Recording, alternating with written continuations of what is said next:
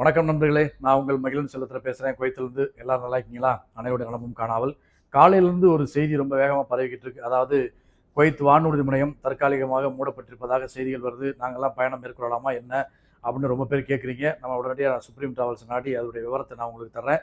அதாவது Kuwait Airways விமான சேவையை நிறுத்த கிடையாது. அவங்க நேரத்தை மாற்றி அமைச்சிருக்காங்க.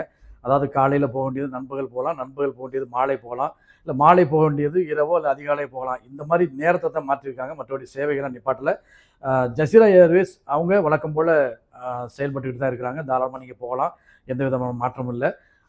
எமிரேட்ஸ் மட்டும் ஜூலை 31 வரை அவங்களுடைய சேவைகளை நிப்பாட்டி வச்சுருக்காங்க.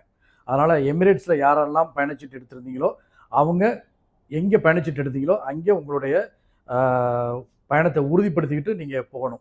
மற்றபடி குவைத் ஏர்வேஸோ ஜசீராவோ இல்லை இலங்கை விமானமோ இண்டிகோவோ ஏர் இண்டியாவோ எந்த இதுவும் நிப்பாட்ட கிடையாது. அவங்களுடைய சேவைகள் தொடர்ந்துட்டு தான் இருக்குது. நேரங்கள் மாற்றி அமைச்சிருக்கிறாங்க. அதை நீங்கள் உறுதிப்படுத்திக்கிட்டு உங்களுடைய பயணத்தை தாராளமாக நீங்கள் முன்னெடுக்கலாம். உங்களுடைய பயணம் சிறக்க வாழ்த்துக்கள். மேலும் ஏதாவது தகவல்னால் கண்டிப்பாக நம்ம சுப்ரீம் டிராவல்ஸ்கிட்ட நாடி உங்களுக்கு தருவதற்கு நான் தயாராகிறேன். நன்றி, வணக்கம்.